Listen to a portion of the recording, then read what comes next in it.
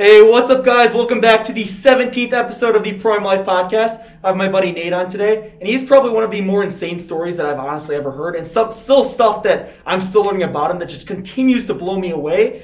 So I'm looking forward to learn this for a little bit, my own selfish reasons, about hear what struggles he went through and what made him the monster in the gym that he is, and businessman now. So overall, I was very hyped for this podcast. Honestly, a lot more than some of the others too. So Nate, I'll let you introduce yourself briefly. Yeah, for sure. Well, I'm kind of the owner of the Nutrition Shack, 21 years old. Definitely have a kind of a pretty big weight loss story, I would say. Definitely a learning experience, still learning, building muscle, trying to get better in the gym, all that good jazz. And so that's kind of, fitness is kind of a healthy balance that I think is something that I've always wanted to promote. And that's kind of my little bit of a life goal, is kind of help promote a healthy balance between everything. No, of course. And I feel like you downplayed your weight loss just a little bit. When in your childhood, I mean, people's childhoods contribute a lot to like where they end up in life. Yeah. Like, especially their body weight. I feel like so many people, they hit a certain peak and they just never come down from it. Yeah.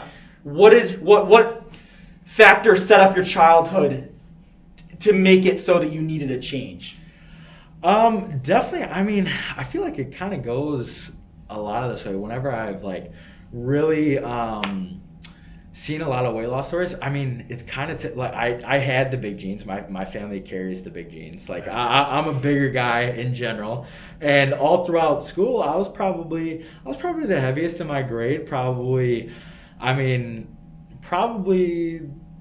for all the way up until I lost the weight, I was probably the heaviest in my school. I mean, I remember being in sixth grade. I think I was like 200 pounds. Crazy. Sixth grade too. Yeah, sixth grade, I think I was like 199 or something like that. And then it just kind of gradually went up and up and up, and kind of playing football didn't really help either. Yeah. Because it makes you not really want to lose weight, but I think it's kind of an excuse sometimes too. Just being always the big kid. I mean, you're definitely harder to move at that weight. It kind of the football lifestyle rewards the maybe unnecessary amount of fat that you have. Yeah. It does transmit into performance to a certain point. Yeah, and the sucky part is I was in sixth grade. I actually played tight end because they couldn't get me the ball any other way out of the backfield because they had a weight limit in the backfield. Yeah. And so, but I had really good hands, and I was I had very good hand-eye coordination. So I was like, I think the running joke was I had wide receiver hands in a lineman's body. That's funny. So the only way that they could give me the ball is putting me in tight end and me catching it. And nobody tackled me. Until I stopped moving, basically. Everyone, I think the first time was like in scrimmage, and I think there was like 8 kids all around me trying to tackle me up top, which if they would just went for my legs, they probably would have worked out a little bit better. But yeah, it was definitely kind of always the big kid in school. And so I don't really know. I've never really thought about food intake as a kid either, because I mean, typically as a kid, I mean, parents just sort of let kids eat what they want to eat when they're younger. Yeah. And so, which for somebody that has genes like mine, it's not always the best thing in the world. Exactly. So there's definitely higher metabolisms than mine for sure, which is probably they can eat whatever they want. Which, I mean, maybe in later conversations will come up kind of bulking and cutting cycle, stuff like that.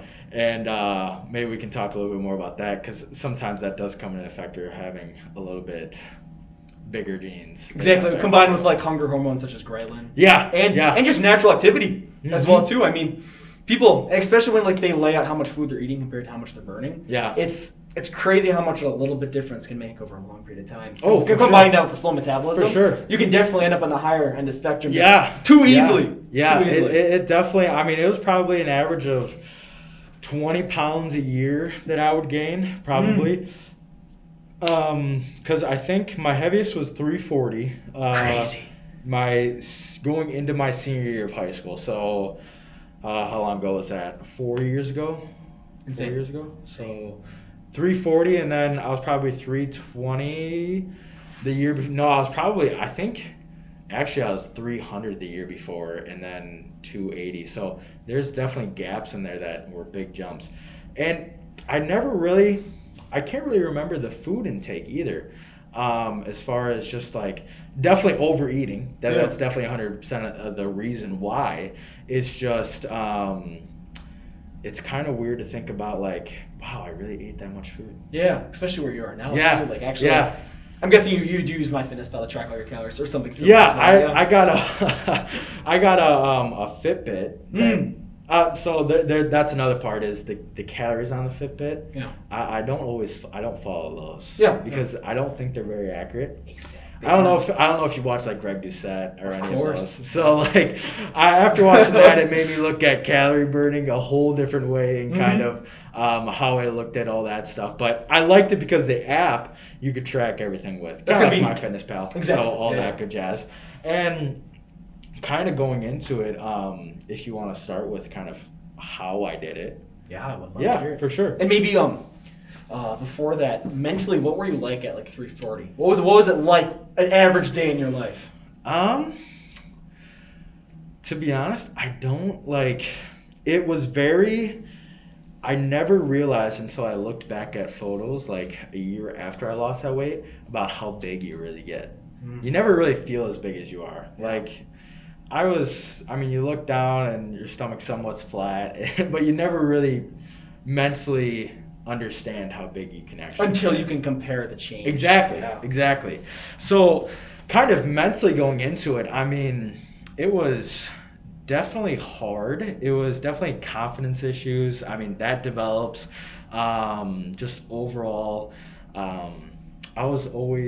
everybody usually always knew me in high school, but I never really talked to anybody outside my friend group. I was pretty, I was sort of social. Like I'd never not say hi to anybody, but confidence issues and stuff like that definitely comes into play when you're that big in size. And just overall, like, not being able to do, wearing 48-inch pants, that always gets to you. And then kind of seeing, I think when I bought dress shirt at that size, it was, 2XL or 3XL. And just kind of seeing the difference between you and your peers was a big... Yeah. There was no one really my size. And for me playing football, I wasn't the best football player. I wasn't a good football player. But being that size and not being a good football player was definitely hard as far as things go. Because you couldn't justify it? Yeah. Exactly. You can't really justify being that big and not being a good football player. And strength-wise, putting in the effort... I remember hating speed camp. Speed camp was absolutely terrible. I hated that. Because, being the biggest kid, you'd think you had asthma attacks after doing your agility training outside and then going to the weight room. It absolutely sucked. But it was mental toughness that I had to learn and definitely had to focus on.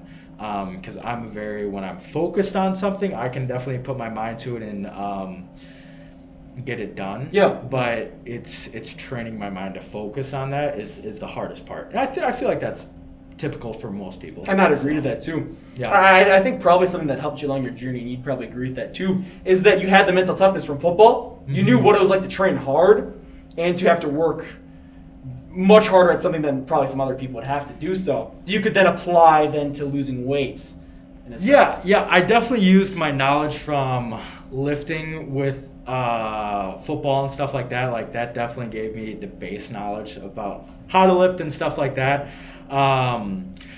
But I feel like I definitely could have put a lot more energy into football and been better if I would have actually kind of I never learned pain tolerance, if that makes sense. Okay. I never really put the pain tolerance to the test when it came to football, and weight training pushed it past the pain tolerance and stuff like that, because the cardio burn is real. It is. Yeah, and it sucks when you're 340 pounds. Like, I couldn't imagine carrying 245-pound weights. That'd be it. I mean, just thinking about it now, carrying them in the weight room or something, it's like, I was really like, I carried this and just my body weight. Yeah. So it's really weird. And that was always sucked because conditioning after football, I was always the last one. Yeah. Which was definitely a mental defeat, I guess. Yeah. Every day after football being the last one for conditioning wise, which was definitely factor into kind of how that all starts. Of course. Yeah. Was there a breaking point when you kind of knew that something had to change in your life? Oh, for sure. Yeah, I remember I don't remember exactly the day. It was sometime in September or October. I decided not to play football, and I was like, there's no way. I remember stepping out of the shower, and I'm like, today's the day that things are going to change. Ooh. I remember that. It was one day. I knew it was one day. It wasn't over a time because I've tried to lose weight in the past, and I would always have somebody almost be accountable. Like one of my best friends, I would tell him like, yeah, I'm gonna start losing weight, and when I would start, he'd always keep me on track. But this time I was like, I'm not telling anybody. I'm gonna start losing weight. Yeah. And it was at the day after. I mean, that day on is when it started. And I'm guessing you felt the fire kind of ignite too. Like, you felt empowered initially when you made that decision. Yeah, I mean, you definitely feel empowered, and you definitely have to know that it's all in your control. Like, I mean, there's nothing like, I love being the one it relies on as far as anything goes. Like, if it relies on you, there's no blame but yourself. Exactly. So, like, that's kind of my biggest drive when it comes to it. Because football, it's obviously a team sport. Yeah. So you do have to rely on yourself to obviously do your job. Yes. But at the same time, it's not that all on you. Like, this is it. There's no backing out there. If you quit, you're quitting on yourself. Yeah. Which is something that you should take into football, but I didn't have that mindset. Yeah. So when it came to weight loss, I did finally have that mindset, and it was definitely a driving force. And I'd agree that the individuality of weightlifting is really cool, because if you fail, your teammates aren't going to save you. And if you win, it's all you, which then can kind of move you into kind of seeking more reward through whatever avenue of weightlifting or training that you're seeking into. Yeah. It's a cool way. And that's kind of why I prefer individual sports in a sense. There's a lot of value in team sports. Yeah. But I feel like there is the reward you get from accomplishing something all by yourself is much larger than that from with a team. And that's kind of how I view that sense. Yeah. What was your weight loss like? It was definitely actually losing weight's easier than building muscle. Not gonna lie. It definitely is. So losing weight, how I started was I just picked cleaner stuff. Okay. When I went through the lunch line, they had like a cold lunch line, and I picked the fruit. I think I picked a sandwich, yogurt. And it probably was all the same amount of calories, just cleaner foods. Yeah. And so it wasn't anything. And that's what I always tried to do when I first started. I just picked cleaner foods. Okay. I didn't track calories. I didn't do anything. I just picked cleaner foods.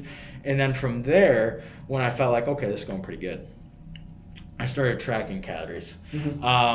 Just simple tracking, nothing insane. I think back then I used the app Lose It, which was my go-to weight loss tracking app for tracking calories. And I started with weightlifting. I didn't do cardio. I did basketball, which was definitely my cardio. I don't think I did a single cardio-based day for probably the first 2 or 3 months. Okay. As far as I'm going to get on the treadmill, I'm going to get on the Stairmaster, I'm going to get on something. I did basketball, weight training, and then I tracked foods. From there, that was probably a couple months span that occurred. Then from there, it was kind of the macro tracking. It was kind of a step up. And then the nice part about it is being in school, you couldn't really just eat whenever you wanted. Yeah. So that was a nice part. You were definitely, if you brought food, you were restricted to that amount of food that you ate. So Exactly. that was a big one. So from macro tracking, I went to meal prepping. And this was probably not until probably like closer to the end-ishes of school. Okay. So September, October, November, December, probably after December, I would say. January, February's time is when I started meal prepping. And that was only because I wanted to really crack down on macros. Level up in a sense. When Level up. And also, I didn't want to just eat lunch throughout the day. I wanted to have other stuff throughout. Yeah. And so having those meals split up kind of filled me up also throughout the day. Exactly. Yeah. A better way to eat more while still, in essence, still being able to keep on your goals. Yeah, and being in high school, I didn't have anything extravagant to eat. I made protein balls, and I think for second or third hour, I had egg whites and chicken. Okay. And then I dazzled it up for lunch, and then I dazzled it up for the last part of the day. But I mean, I was in high school. I didn't really have much money to buy other stuff. Yeah. And so that was kind of, those two things were probably like a keystone. And then one part that I do remember is I hit a sticking point like 300 pounds. Okay. And why I did it was I removed the protein balls because of all the peanut butter and fat in it. Oh, it adds up. Yeah. It's crazy how much it adds up. So I removed that, and that broke through that plateau. And from there, it was kind of, it was all pretty much downhill. That's awesome. 300. Yeah. So that was, the first 40 pounds were like, and I even set up myself a goal at 300 pounds. Like 300 pounds, you can go to a buffet with your friends.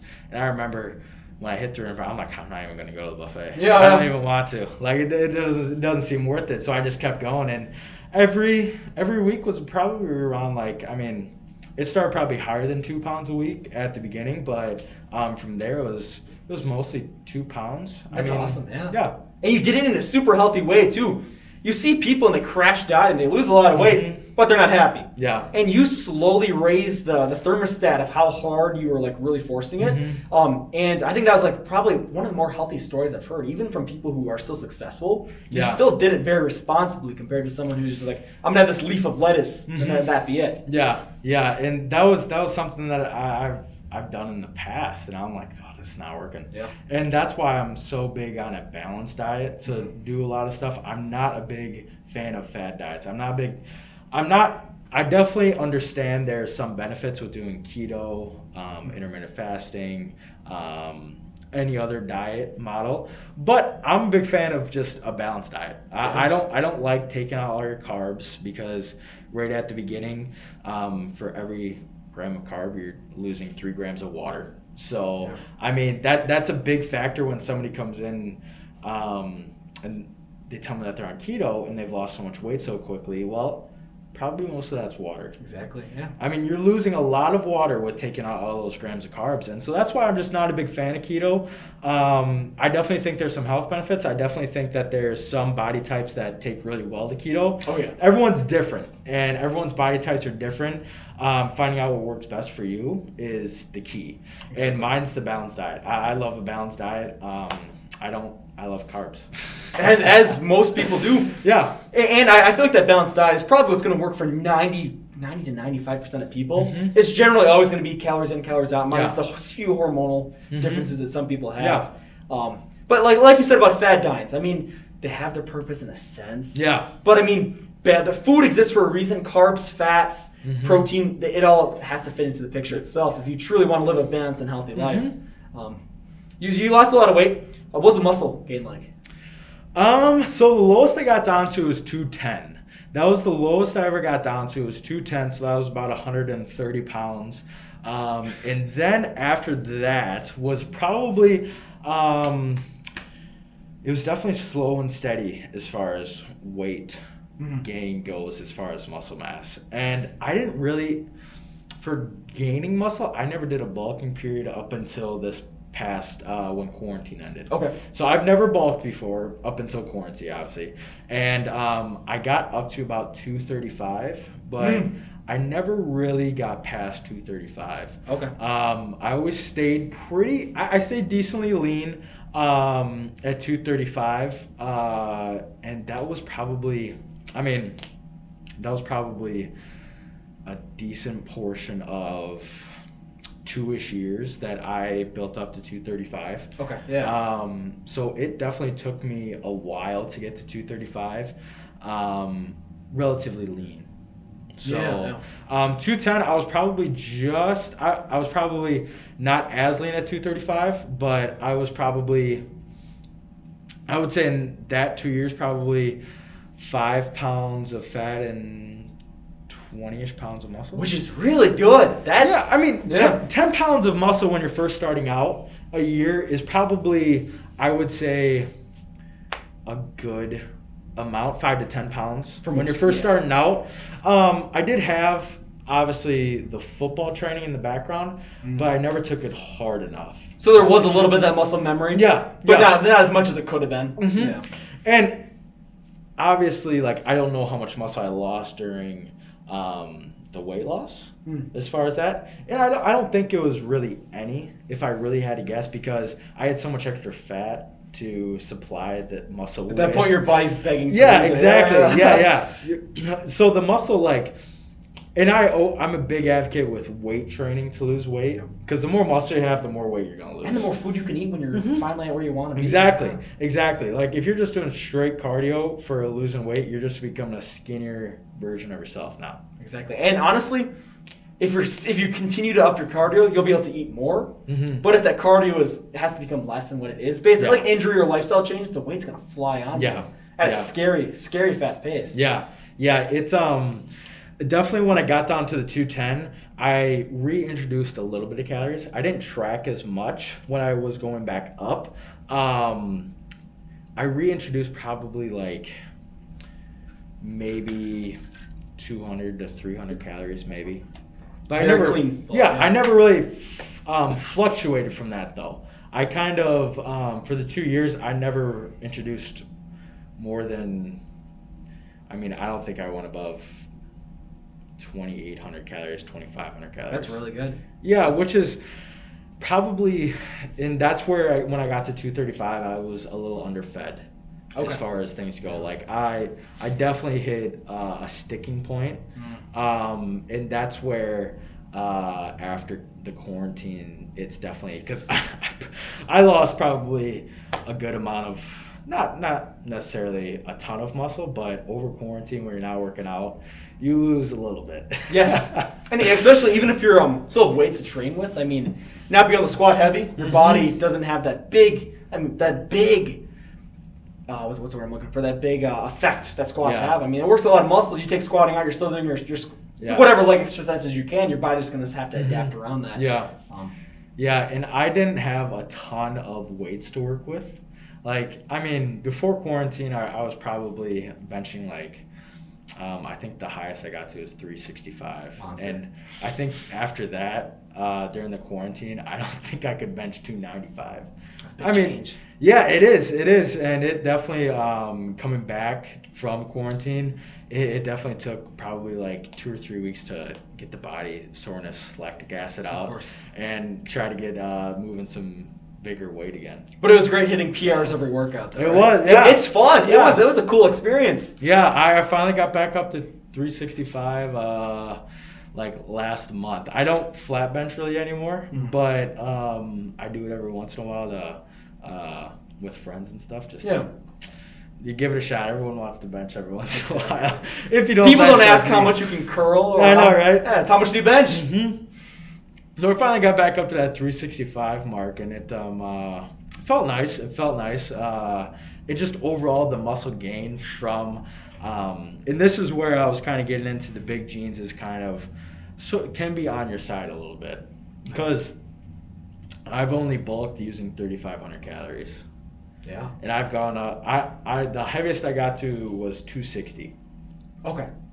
And right now I'm about 250. And for somebody like my size to gain on 3,500 calories is, I have a friend that's 150 that has to eat 4,000 calories to gain 10 pounds. And I'm 190 and my maintenance is at 3,000. Yeah. So that's kind of nice where I don't have to shovel in and force feed myself to necessarily gain weight. But it definitely is going to be time to do a little bit of a cut here sometime. Okay. What are you planning on? Is there any number that you have in mind? For a cut, I want to get back down to around, I would really like to see what 220 looks like.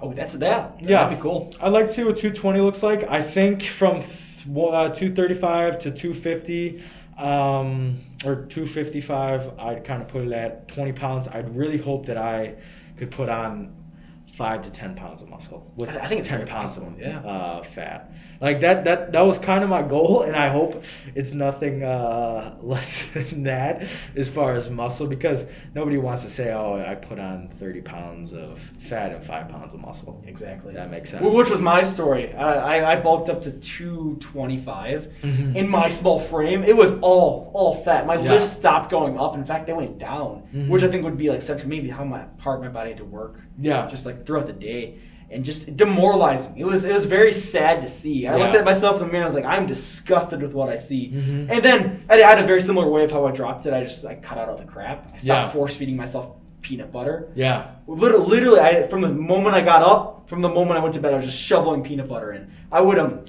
8 cups of rice. Yeah. I put peanut butter on it. I put eggs on it. And then there's another thing I put on there. Olive oil. Yeah. I put olive oil on top of that, and I'd eat that, and I hated myself every second of it. It was the worst. That does sound like the worst. And the thing is, dieting doesn't have to be rough. No. And it can actually be, it's probably almost more fulfilling than the unhealthy lifestyle. You know, people think that it's not fun. I mean, you can make it fun. I think Coach Greg is a great example of that. Yeah. Him and his cookbook. I haven't tried any of the recipes, but I have.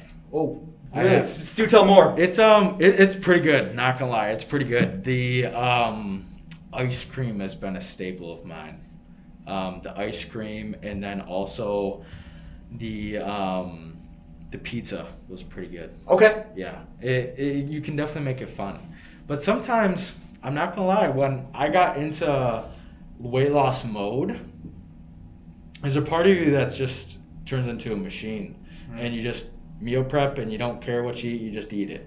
Yeah. And that's kind of the mode that I got into when I did weight loss. Is like, I don't really care what I ate. I'm just like, I looked at food as nutrients. I didn't look at it as pleasure anymore, which I think is a lot of things that are wrong with society today. Yeah. I mean, you just look at it as fuel for your body, and you don't look at it as like, oh my gosh, like I want to eat this to enjoy my meal. I'm just going to eat it because my body needs it. Exactly, yeah.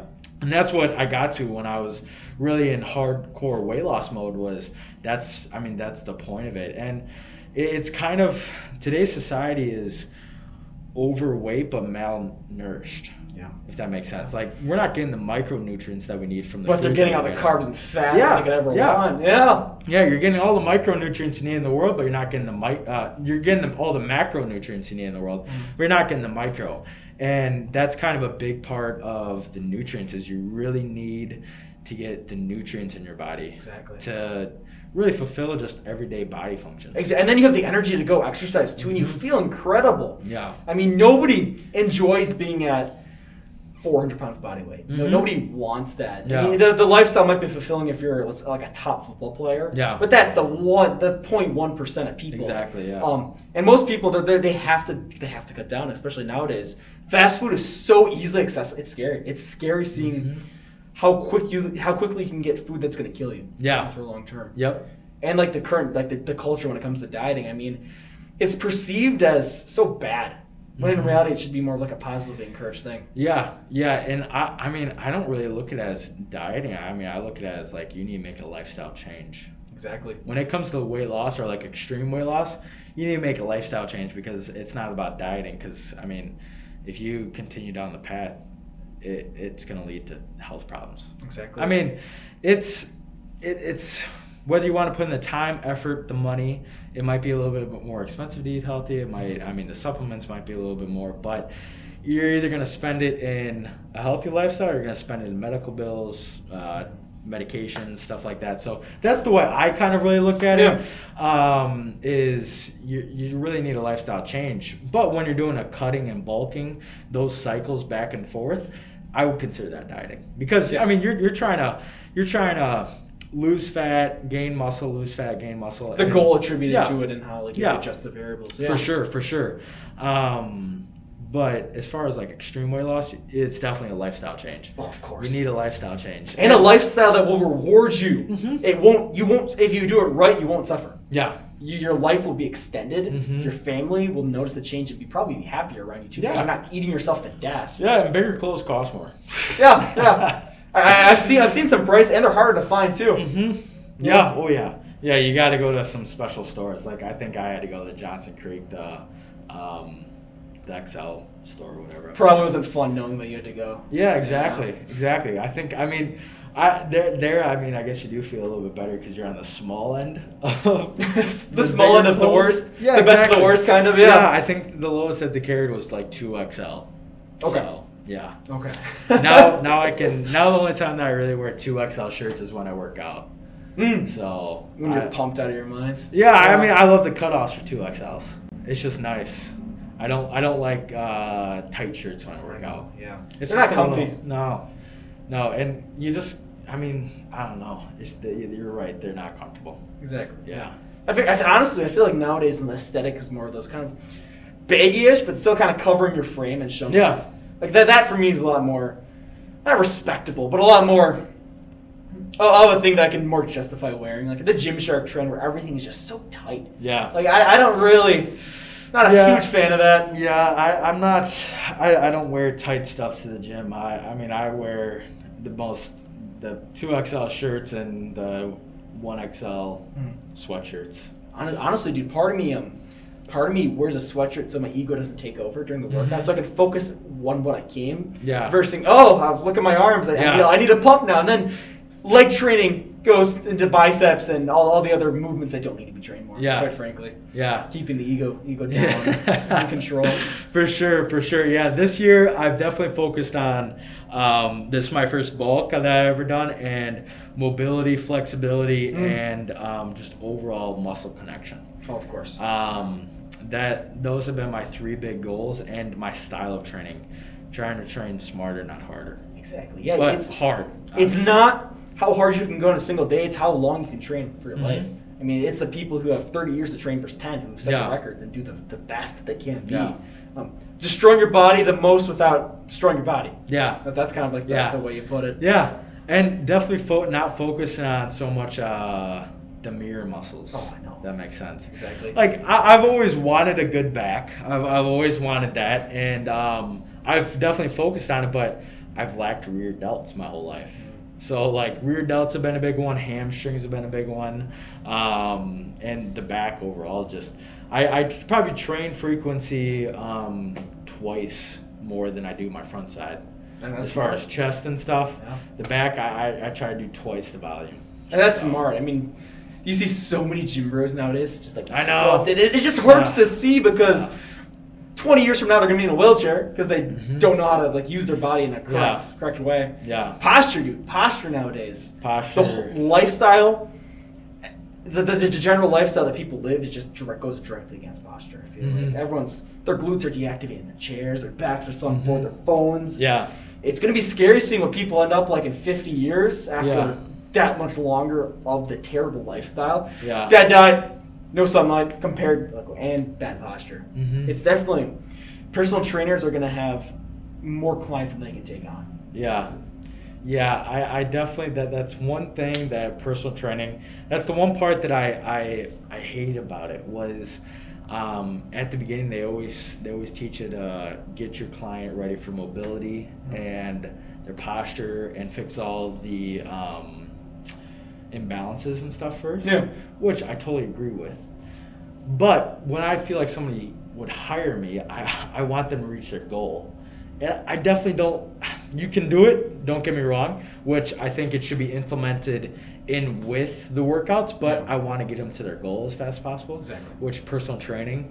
And I can't imagine 50 years from now what they're going to have to deal with as far as mobility imbalances and try to fix all that before they could get to the average human's going to be such a mess. Yeah, it's definitely, I mean, I remember all of the tests that Ace had me memorize and stuff. It's just like, there's a lot of tests that you got to go through. Yeah. And the worse posture you have, the more tests.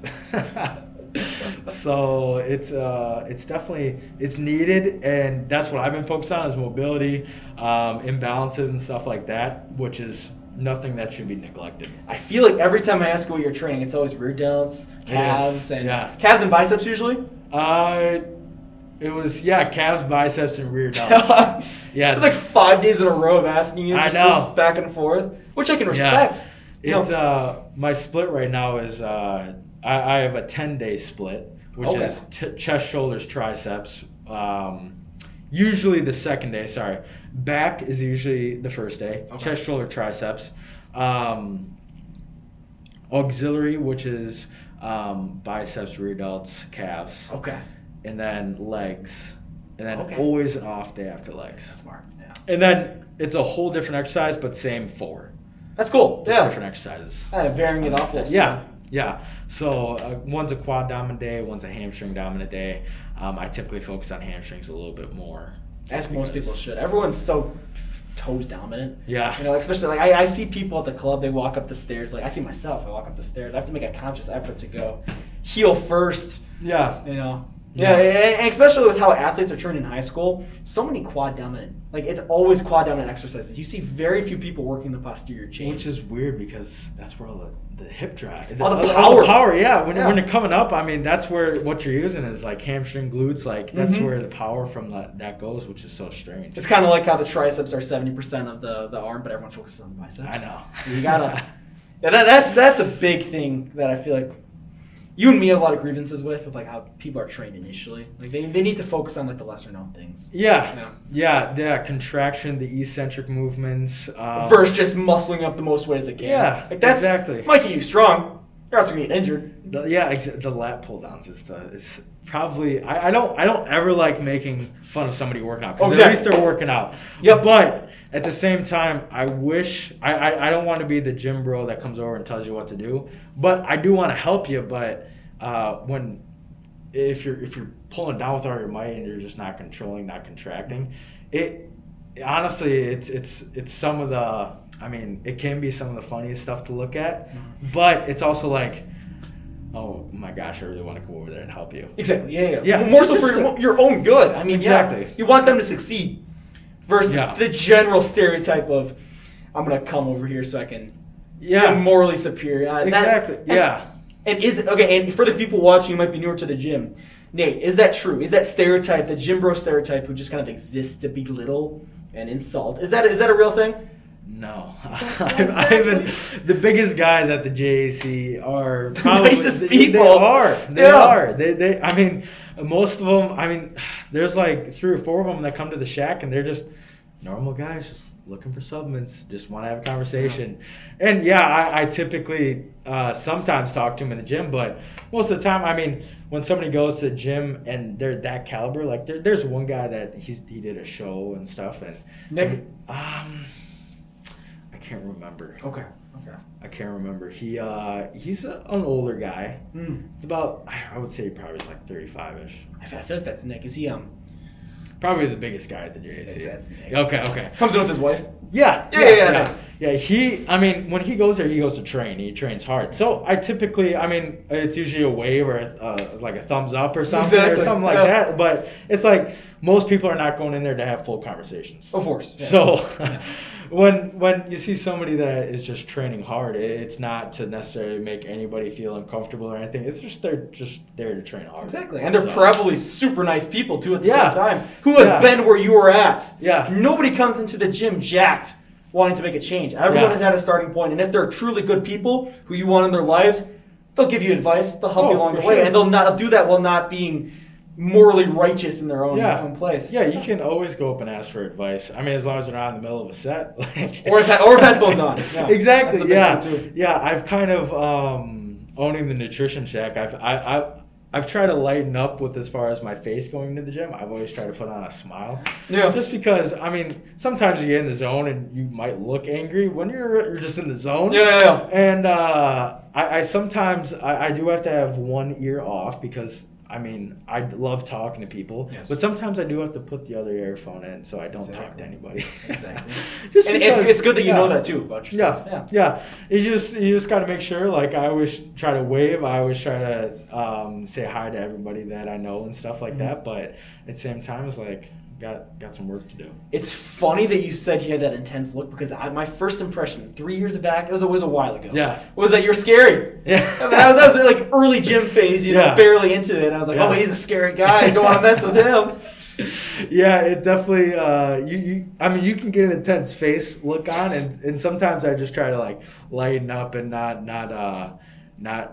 look so angry or something. Oh no! I look at myself in the mirror sometimes and it looks like I want to murder someone. I know, right? Like, in reality, I'm the happiest I've been the whole day on the inside. Yeah, yep. I know. It's definitely a happy balance, and also I do think another thing is like grunting. Yeah. I mean, I used to be like, oh my gosh, I'd never do that. But when you get to like your extreme lifts, there's just no other choice. If you're training 100%, there's noise. There should be noise coming out of it. Yeah. Which, I mean, when I first started lifting at like the Y, there were some people that would make fun of that. I'd be like, I mean, I wouldn't think anything weird. I just thought, oh my god, that's got a little weird. But then when you start training like really hard and you start doing it, you're like, oh man, now I understand. You can almost lift more because of it. Exactly. I can argue that you can because you're not holding back. Yeah, it's the breathing. Oh, so true. Yeah, so true. Yeah, I mean, it's the breathing. I mean, well, some of the biggest things like that I've been taught is just being able to keep the chin up. Oh, that's huge. Not close the airway. Oh, it's massive. Yeah, and I still find myself going like this when I'm like pulling stuff. Whenever I lift with any power lifter, they always give me crap for like my neck. It's like, honestly, you're pushing the weight down at that point. Yeah. And reducing the amount of oxygen your body's taking in. Yep. It's definitely the little things do make the most important difference. And honestly, have you ever found yourself? And me, I don't know how unique this is to me, but like sometimes when I'm in the middle of like a three rep max, you know, you're just going as heavy as you can. Like the weight's kind of like I might fail this. Yeah. You find yourself almost growling a little bit. Like it pisses you off. Yeah. And most people would look at that and be like, that's so weird. But you don't really understand until you're there, and like that feral attitude almost just kind of takes over. It's like, I'm gonna destroy these. Yeah. Kind of have that mindset. Yeah. I always one of the people that I always used to watch back in like high school when I first started was CT Fletcher.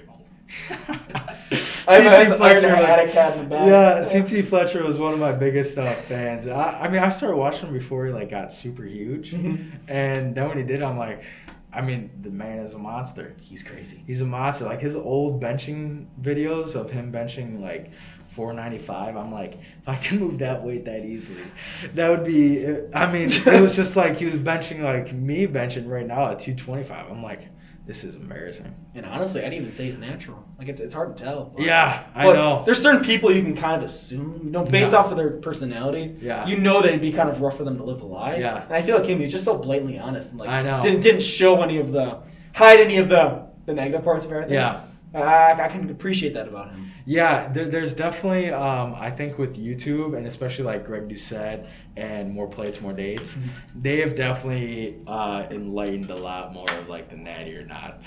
Oh, of course. And my thing is, take steroids, don't take steroids. It's your choice. Be educated about it. Yeah. But also, don't lie to sell a product. Yeah. That's the big thing. Yeah. Oh, look at me. Eat my protein powder and you'll get big like me, when in reality they're perfect genetics. They've been juicing. Exactly. Yeah. That's a big thing. That's why I like the information that More Plates, More Dates does. Of course. If he gives you the education that you need to make an educated decision for yourself, and just being able to really put realistic expectations. Exactly. On stuff. And you're not going to have the Henry Cavill transformation, the David Lay transformation. Yeah. I mean, I looked at those people like, I'm going to look like that. Yeah. And I put on a lot of muscle over the last few years, but I realized like it's physically impossible for me to ever look like that. My muscle insertions are like 25% of theirs when it comes to like how how much I could fill out. Yeah, it's crazy. That's the sucky part. Is I never wanted to believe genetics was a factor, but it is. Especially because I do eventually would like to do a show of some You'd be sort. crazy on that, yeah. It's but I wouldn't be able to do anything that would. I don't have the smallest waist in the world, and so like I have decent width in my shoulders, but my waist to width shoulders is not the craziest. Yeah. Which is something that I'm like, no, it's not true. But then when you like, you can only go so far. Like my hip bones are pretty far out there. I'm like, well, shoot. How light can I get versus how much can I shred down? Yeah. Exactly. So genetics is definitely a big thing. And then when it comes to muscle building too, genetics is like huge. I mean, it's definitely a key factor in just what you can do. There was I think it was Jay Cutler. I remember there's him. He didn't touch a single weight, but he worked at his father's landscaping company. Yeah. And the photos, this guy looked like somebody who's been training for 8 years properly, even before he picked up a single weight. Yeah. He walked into the gym. I think it was 4 or 5 for just like an easy 1 rep max, being lean and just bulky. Never having touched a weight in his life. That's insane. Yeah. It took me a year to hit 135. And then another year after that to hit 225, which compared to somebody who might have I've seen freshmen hit 185 for their first time benching, very little muscle mass, but they're just kind of natural strong. And I've seen bigger people hit much higher weights. It's when you compare yourself, you can't let it restrict you in a sense, but you also kind of have to know that you have to have realistic expectations. Yes, yeah, and that was another thing is when I was in high school, I was not the strongest kid in the world either. Even being the biggest year, I just wasn't the strongest. There was one of my best friends, he was, 220, and he would always bench more than me. So that was definitely another driving force for going to the weight room, is being like, he's the kind of the person that I always, if I catch up to him and then pass him, like, I did a job on that was always kind of a goal, and it definitely now I'm realistically probably one of my strongest in my friend group, but at the same time is like it's very you always have to kind of go back to that driving motivation and never lose focus of it either. Exactly. And maybe even adjust it as it goes on, because you don't want to be working out your whole life purely because you don't want to be bullied. Yeah. It has to be a little bit more positive than that. Yeah. From wanting to be healthy for your family, which I think for you would be a huge one. Yeah. I can see that being massive. Yeah, it definitely was. It's just, it's definitely, there's so many different depths of motivation I think you can definitely do. Exactly. And depending on where you are in life, too. Yeah. Everything's... Yeah. Oh, for sure. Yeah. The depths of motivation is definitely a big one for all factors. Personal, health-wise. Just everything. Everything needs motivation. So, and like you said, with the 135, 225, there's so many different factors when it goes into it. As far as like, genetics being the big one. That's the thing, is I hate genetics. I hate that. But like you were saying with Jay Cutler, like if those guys weren't on anything, they would still be the top. They would still be able to compete along. Exactly. Yeah, exactly. Yeah. You can only get so much better with steroids. Steroids help a ton. But you have to be genetic freak to even. That's the one thing, is I really hate the magic pill type deal. Yes. Like, and I think steroids are looped into that too. Yeah. And it's just I'm a big because if you look at it from the Olympia stage, all those guys would still be there if there was no steroids ever invented. Exactly. They would still they would have looked 1 year of training for them would blow up 15 for somebody. Exactly. Yeah. Exactly. So it's really it's crazy. Did you see that photo of C-Bum when he was in high school? Yes, I did. Insane! Absolutely insane. Dude, that guy, monster. Even before he took anything, a few years of training underneath his belt. belt. The improvements that he made on his back were nuts. Single-handedly, probably the craziest 1 year back transformation I've ever seen in my life. You couldn't From hope the Olympia stage. You couldn't hope to do that as a normal person with all the gear in the world. Yeah. And years. Absolutely nuts. It makes me, when I look at those two photos, I look at it, I'm like, how did he win the year before? Mm-hmm. And then when I look at now, I'm like, okay, well, nobody's touching him. Exactly. He's going to be the reigning. If he and he's got 10 more pounds.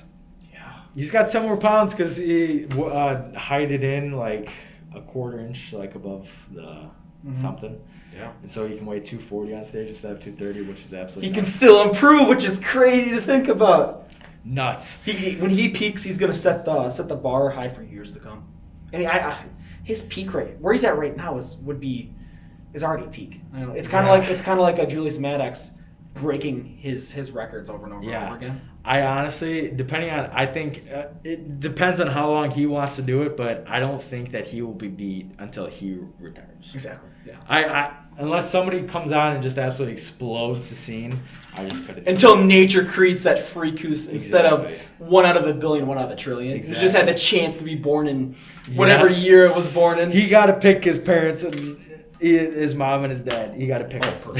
And early on training stimulants too. When I had Matt Wenning on, he talked about how even the level of activity as a child can influence a multitude of different things later on. The big thing was work capacity. One of the interesting things that he talked about was people who play football have a much stronger central nervous system as they age than people who don't. Even let's say like twins, one person that plays football, one person exercises, and let's say lives the same physical life after that, they're going to be vastly different in terms of work capacity. For sure. And that's kind of one of the regrets I had as a child. I did cross country, I did volleyball, but I never pushed myself early on. Yeah. I feel like I kind of maybe left off a little bit. But yeah. You got to, hindsight's 20/20. You got to take what you have and realize like I can make the change now. It's my body. Yeah. Who's stopping me? Yeah.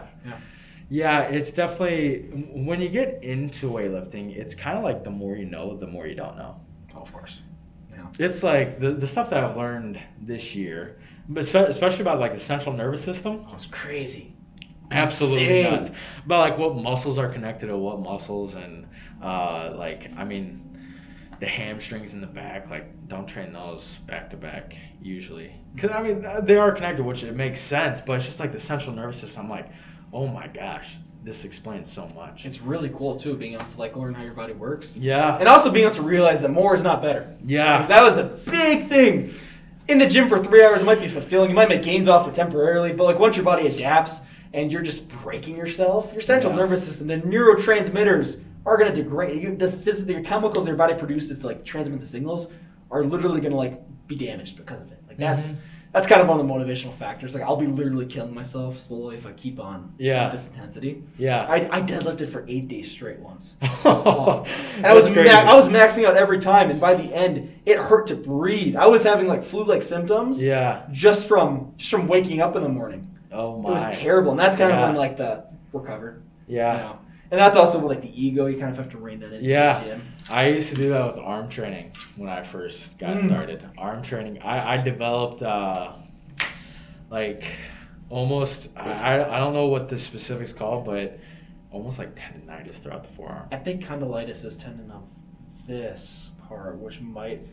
It was like a shooting pain all the way through my forearm. When I would do arms, when I'd almost go like this, it was, especially on the easy bar.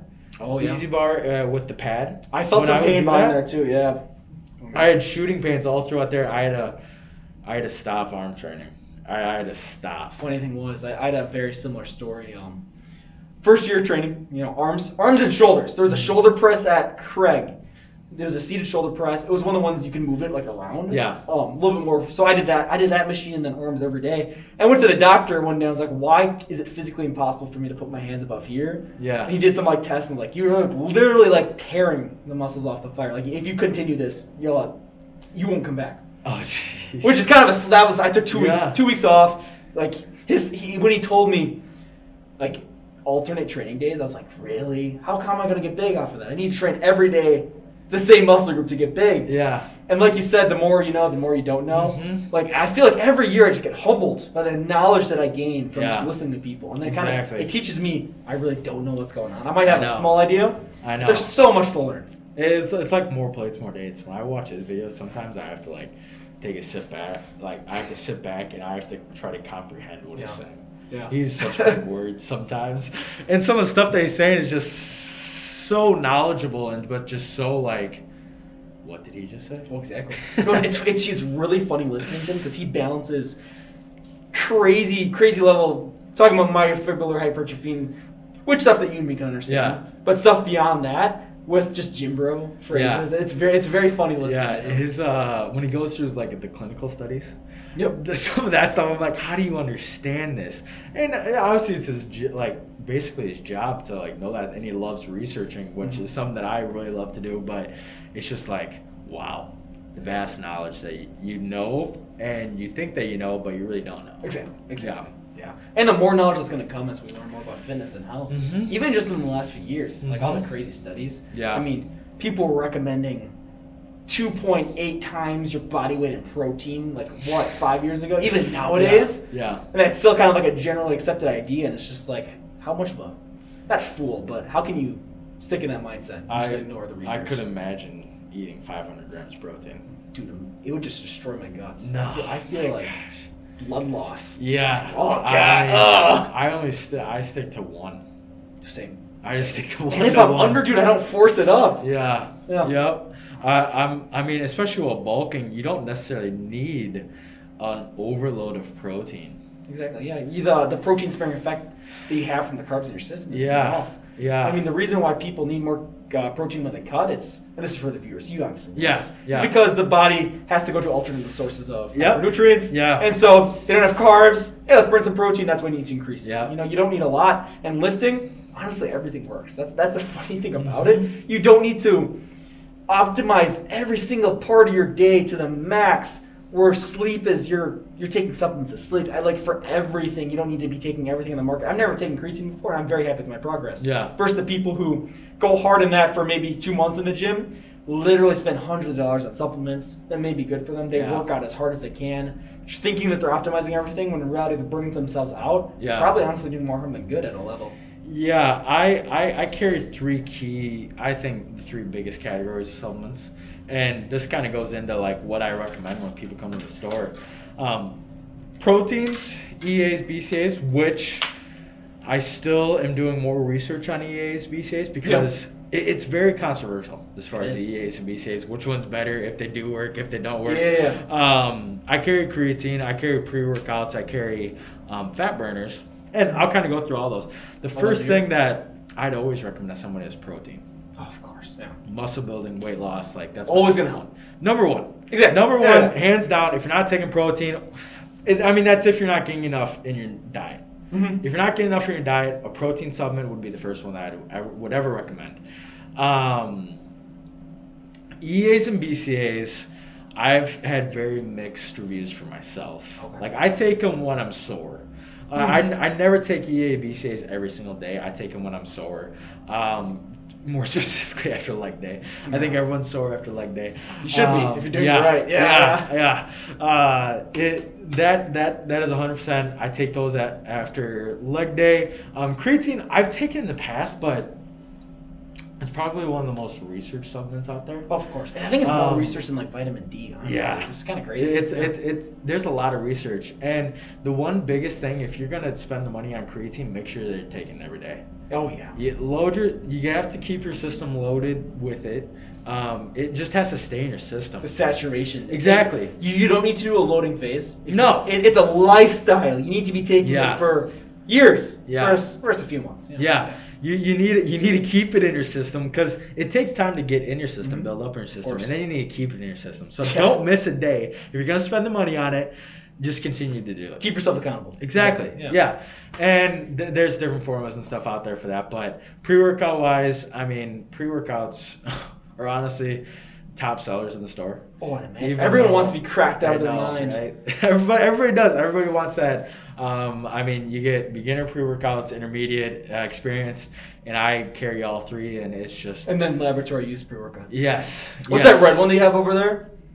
That one's just marketed as dmha. It just tells you straight up, which I appreciate. Yeah. Volt is a DMA one that is just straight on their DMA. Some of these companies, they use different terminology for it, and I'm not a big fan of it. Yeah. You just either say DMA or DMHA. But then you get like the crack energy ones, which is those. Yeah. The one where the people have to have been taking it for years and like literally can't feel anything with it. Yeah. The max amount of stimulants the human body can handle without Yep. having a heart attack. Yeah, it's a little crazy. It's a little crazy, but everybody loves it. Everybody wants like the newest thing, which is fine because they always come out with new stuff. But it's definitely not the most important thing when it comes to lifting. If you need energy, you can take it. It's fine. Exactly. But it's definitely not the most important. It's a supplement. You don't need it to get Yeah. Exactly. Yep. You shouldn't need it to have to get to the gym. If you work a long day, use it as needed, but don't rely on it to get out of bed in the morning. Non-stim pre-workouts are so underrated. Oh, I know. It's crazy. I recommend them to everybody that comes in the store because they are 100% needed. Dr. Jekyll, that one was incredible. I got it from Walmart. I was literally just I was looking through Walmart. Oh, this pre-workout, it's $15 for 30 servings. I'm going to try it.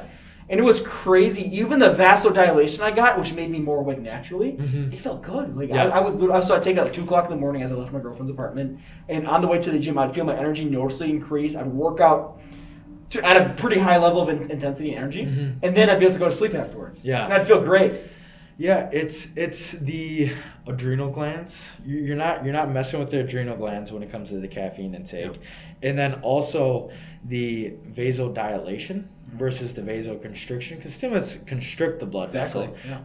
It makes the blood move faster, which is what the brain activity and stuff like that. Like, I mean, you want the vasodilation versus with the non-stim because that's when you get to the pump. Exactly. You get the just more blood and nutrients into the muscle. And I would say probably more cardio. I mean, cardio. Probably a little bit more cardio focused. You might have a little bit more intensity, like longer.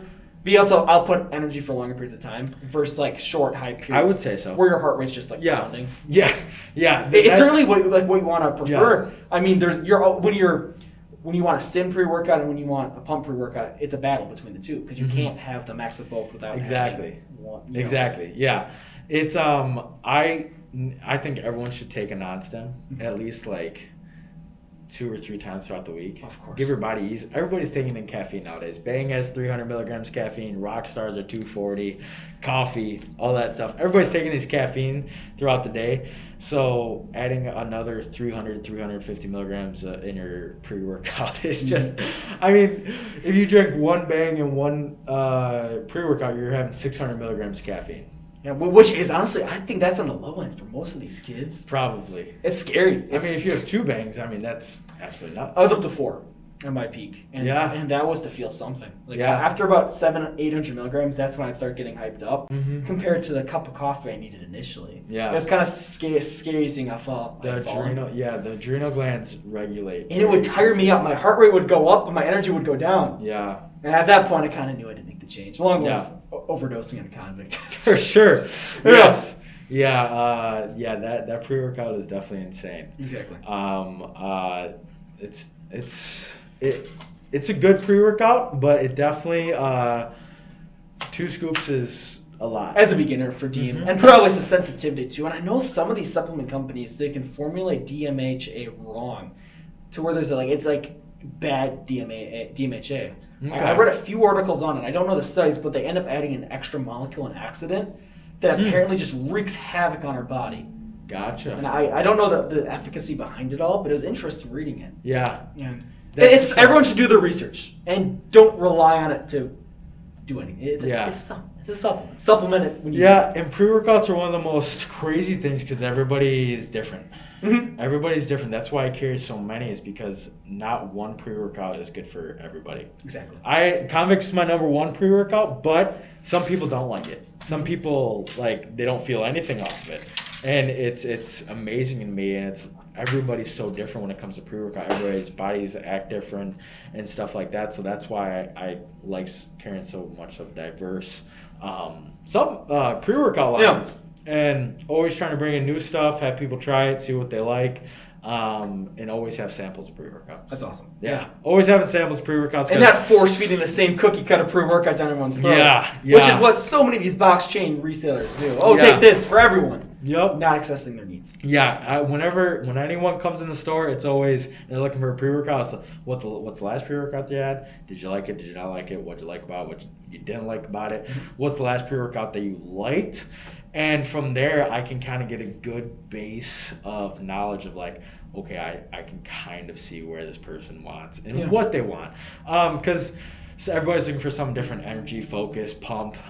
That's all different for everybody, and that's why pre-workouts are so awesome, but so difficult at the same time. I completely agree. So, and the next category for like fat burners, I hate it. Okay. I hate fat burners. Never taken them in my life, so I'd love to hear your opinion. Fat burners are such a misused term. I hate the word fat burner because none of them for me really, I look at them like, oh my gosh, I'm going to take this and it's going to burn fat. Because usually it isn't just appetite reducing stuff and then stimulants on top of it. So I categorize them in two things. Either it's going to make you sweat more because it has a crazy thermogenic in it, or it's going to give you a crazy appetite suppressant. Ephedrine is one of the big ones, right? Ephedra, stuff like that. I mean, there is some fat burners that I have carried that are that crazy, but I typically, there's a couple, like I like non-stim fat burners because they don't add any caffeine or anything like that, but they give you a crazy thermal effect and they make you sweat like crazy. Does the sweating allow you to burn fat faster? That's always one of the big questions I had. And Yeah. you find mixed results online. The raising of the core body temperature in turn burns more calories. That would make sense because your body is producing more heat, which Yeah. is energy. Okay. The sweat would be mostly water weight, but in turn, raising your core body temperature would burn the calories. Okay. Essentially. And so that's the kind of the two. I try to refrain from using the word fat burner, and I always give people that preference when they come into the store because even if you're coming in here to lose weight, that's the last thing I'd recommend you to. Yeah. I would never recommend anybody when they're coming in to lose weight, a fat burner to start out with. Okay. Yeah. Yeah. Should learn diet. What was that? They should probably learn diet first. Would you ever, 100%. for somebody who has maxed out their fat loss at a semi-advanced level, would you recommend them then? Yeah. Okay. Yeah, I that's recommend it for maybe an appetite suppressant. Maybe if somebody is like, okay, I'm getting enough protein in my diet. I feel like I'm relatively eating clean. I'm tracking somewhat. An appetite suppressant and you just feel over hungry all the time. An appetite suppressant is something that I would recommend as far as help aiding in weight loss. Yeah, I like that. So it's never going to be like, okay, this is going to make you lose fat. But it's just an aid. And that's what all supplements are. Exactly. So yeah, it's definitely, those are kind of the big categories that I carry. And all of them, and I just try to keep it simple for people. So. Yeah. Test boosters. Another niche. That one I hate as well too. Me too. I hate test boosters because I can't tell you if I literally cannot tell you if it's gonna work. I can't. There's so many different formulas. There's so many different studies out there about if test boosters work, the ingredients, the combination of ingredients. Because let's think about this. The supplement industry always does tests on a single ingredient, but I feel like when I find stuff, they rarely do studies with the full ingredient formula together. Exactly. Yeah. So when you're looking at a single ingredient for a test booster, that's usually always studied by itself rather than the full formulation of the test booster. And so it's just I carry one. I usually carry maybe two products on a shelf. But other than that, honestly, I'm a big advocate for HRT and TRT. Oh, yes. If you want to live the healthiest life possible at that age, it should be something you're willing to consider. Don't out of your mind because it's steroids. Yes, and go to an HRT or TRT specific clinic because I've seen some people. I had somebody come in the store and they were getting a shot for testosterone every 3 months. Oh, I'm like, you need to go back and talk to your doctor. Like, I'm not a doctor. I'm not going to tell you what to do. Yeah. But I've watched enough. I've learned enough that that's not frequent enough. You're going like this, and then you're going like this. Like, for such long periods of time. Makes no sense. And it needs to, you need a certain amount of time to saturate, like creatine, it needs to be saturated in your body. And it's a lifestyle thing. Once you go on it, you can't go off of it. Yep. It's one of the scarier things, that so many people, they just don't have their hormones regulated. Like, what quality of your life are you reducing yourself to? Yeah. Long term. You can say that with fat gain too as well, like being unhealthy. And that also plays a role with testosterone. But people need to get their hormones checked. They need to do their blood work. Even if they don't plan on taking steroids ever, they should be at least taking the steps to maximize their natural hormonal output. Yeah. And their general health and well-being. I got a testosterone check done last year out of curiosity, and it was low. I was at like 350 nanograms per deciliter as an 18-year-old. Yeah, for sure. And then I got retested and it was back at like 550, and then it probably is up a little bit higher too then. But when you look at like mood, that was probably a big thing too, not getting enough vitamin D and all the other big things, combining that too. Another big one I'd like to get checked is the sex hormone binding globulin, see how much I'd have of that. Yeah. That's another thing. Your testosterone could be great, but if that's not there, your body's not going to be able to use it. Yeah, I always watch More Plates, More Dates, and I see the blood work that he does, and the in-depth blood work that he does is like, if you're not getting this test done, what's the point of even doing blood work? Exactly. I'm like, that blood work, I've seen the prices, they are expensive. It shouldn't be as expensive as it is. I know. It should be something that every human is doing for their well-being. Yeah. It's scary not knowing how good your life could be or how bad it is until you make that change, until you know something is wrong. So many people could be living so much happier lives. I fully anticipate myself being on HRT whenever I have low T. And people shouldn't villainize. It's a cure. If you want, and it's healthy too. Low T is a medical condition, and it's getting worse every year too. There's one study. It's getting every year. Gets average men's testosterone goes down by 1%. That's terrifying. Yeah. People should be pissed. Yeah. And looking what's in their food and being something needs to change with the supplement industry. The food industry, they're pretty much force-feeding us estrogen at this point. Yeah. Oh, God, it makes me pissed off. I apologize for anyone watching this, but I feel like people should get a little bit more upset at what they're consuming willingly. Yeah, it definitely, there's some stuff that HRT and TRT shouldn't take this long to be known. Exactly. As far as things go. Because having low T is just, it plays a factor in so many different things with the muscles, the joints, just overall fat. Happiness. Yeah. Mood. Being around children. Yep. That's it. Oh my gosh, yeah. And that's why I feel like fertility rates are going down for men too, over the long term. I think it's a combination of the sedentary life and then the crap that we're feeding ourselves, which is, it's scary. Yeah, I 100% probably started from 30s, maybe even before that, every year getting blood work done, just to keep it regulated, and also when it does get to that point of TRT and stuff use, 100% going to be looking into that. Out of curiosity, if you're willing to share it, do you know what testosterone level you were at? I do not. I've done blood work once before. And it was actually for life insurance. Interesting. Yeah, they took my blood work, and I got everything done. It was besides test. Oh, because it's an expensive one. Yeah. Insurance never covers it, which it should. It was HDL, LDL, creatine, liver enzymes. Oh, yes.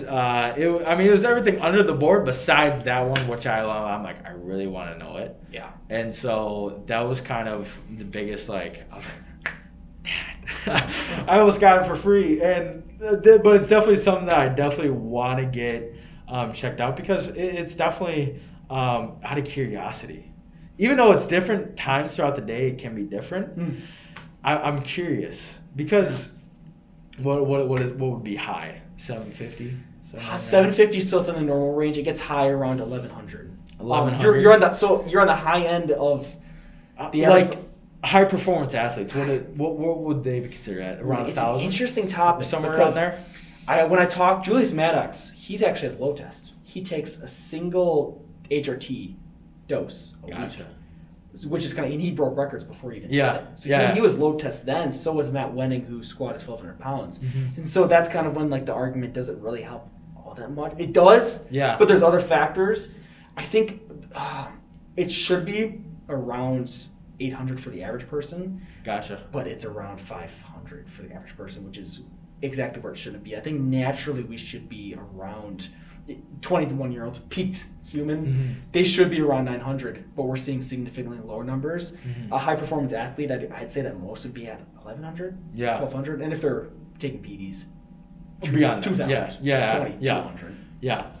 Yeah, it's definitely an interesting thing, and it's something that I want to do more research on for myself, and getting a little bit of blood work done would be a little bit interesting. It'll never hurt. Yeah, just knowing where you are. For sure. Yeah, and it's kind of because I definitely think as far as like I really want to see what it correlates with muscle, because like you said, like Julius Maddox breaking world records on low T, and then obviously that's a big factor into kind of seeing like what muscle gains you can, and if that obviously plays a role in muscle building, but to what degree? Mm-hmm. Yeah. I know there's certain muscle inhibiting enzymes that our body naturally produces, so I think that's also a huge thing too. Just how much muscle your body can naturally put on, which is influenced by testosterone. But I know there's one myostatin. There you go, and you get these people with myostatin deficiencies, which also is a huge thing. I feel like I know Eddie Hall. He has one. Yeah. I'm guessing Thor probably has one. Yeah. Everyone who's a freak probably has something related to probably, that. Yeah, even people like Michael Hearn that claim natural, but elite genetics, elite work ethic. Yes. Regardless. Yes. Maybe steroids, probably most likely steroids. It has to be. Has to be. I think it has to be at this point. Yeah. He gets better every year and he gets older. I know. He's in his 50s. He does not. And he looks younger too. His face isn't natural for sure, which leads me to think that it's insane. If he has the opportunity to be in the fitness industry longer, to motivate more people, to sell more, I'd be on it. Yeah. It's absolutely nuts what he's been able to do. Like I don't like that he claims natural, but at the same time I'm like, for doing it that long, hands down respect, regardless of where it's at. Yeah. Absolutely nuts. So yeah, maybe he'll get some duck eggs on the way there too. Yeah, I thought that was hilarious. Looking into his past, I mean, the supplement industry, that was all they pretty much did for a while, was peddle useless pieces of junk that wouldn't do anything. Yeah, the supplement industry is a very unregulated industry. And scummy thing too. Yeah. Depending on what company you go to, you'll get non-clinically dosed products that are also copyrighted, patented, so you can't even tell what's in there. You don't even know what you're getting. Two biggest things I hate is blend pre-workouts. I carry one blend pre-workout, and it's by Insane Labs. But I hate it because I can't tell you what you're going to feel, how you're going to feel it, what ingredients are dosed at what. I mean, they could have creatine listed as the first one, and it's like a 5-gram blend or whatever, and they could have 3 grams of creatine in there. You don't know. I took, what was it? It's the one that we see on YouTube all the time. Iron or... It's Steel. Okay, yeah. Steel had a blend one too where it just didn't tell me what was in there. And I'm looking at this, and I'm just like... What am I actually taking? Because this was after I threw up from the pre-workout, and I was like very hesitant. My buddy, Greg. I'm trying to think. Greg, he's a microbiologist at the club. If I saw him, I probably you totally recognize him. Yeah. He threw me a pack, and I was like, "Try it, you'll like it." Yeah. And I'm reading the ingredients. I'm trying to find it online, and there's nothing out there for it. I'm just like, do I really want to be taking this? I took half of it, but. Yeah, just didn't know. It's I hate blend pre-workouts. Blend pre-workouts are the bane of my existence. And another one is citrulline dosed under like 6 grams is, if it's dosed at 3 grams, I look at it and I'm a little disgusted with the company. I'm like, how can you sell this with 3 grams of citrulline in it? And I just look at it, I'm just like, I lose a little respect for companies. Or same thing with beta-alanine. Yeah. That's one of the things that More Plates, More Dates turned me on to. It needs to be saturated. It needs to be saturated, first of all, to get the majority of the benefits. And you need to be taking a lot of it. And you get he called it the tingly butthole. Yeah. I hate that. Every lifter who's taken it for the first time at least knows what it's like. Yeah, it's the tingling sensation. To be honest, I haven't felt it in a while. Me either. You definitely adapt to it pretty quick. Yeah, very quickly. It's what was it? Volt, which is a DMA, has 6,400 milligrams of beta alanine in it. That's a lot, right? It's double like the clinical 3.2. Okay. Yes. And so it to say the least, after being a very experienced pre-workout user, I felt the tingles with that one. Felt the ants under your skin. Yeah. My first Yeah, experience that with was beta insane. alanine, I took a double scoop of it. Oh, okay. After maybe taking 3 single scoops, that Yeah. was my only pre-workout, and I remember I'm sitting at my coffee table, and I think I'm dying. I was like, I'm having an allergic reaction. Who do I need to call to not, Yeah. like, literally pass out and die? Because it's the worst. Yeah. Like, literally the tingles ever. I want to, like, scratch my face off because how bad it was. Yep. Yeah, it's the tingles, but you know it's working. Exactly. And it kind of, I feel like, increases the alertness and kind of level of energy your body has. Yeah, That kind of urgency. Kind of like, okay, I want to go. needs to lift weights. Needs to get this energy out. A little bit kind of panicky almost. Yeah, it's dosing and supplements is definitely a key thing to look at. It's just it plays such a big factor about what you're spending your money on. Mm-hmm. Of course. And that's something that obviously I look at 100% of the time when I bring something in the store is like, okay, what ingredients are in this pre-workout? Mm-hmm. So it's such a big thing. Of course. Yeah. Where can they find you? The Nutrition Shack, Janesville, Wisconsin, or Facebook. Okay, yeah, I'll put all. Facebook, Nutrition Shack Janesville on Facebook. That's usually where I kind of post tips and stuff there. Yes. Supplement stuff, exercise videos, weight loss tips, daily motivation stuff. Hey, go follow them.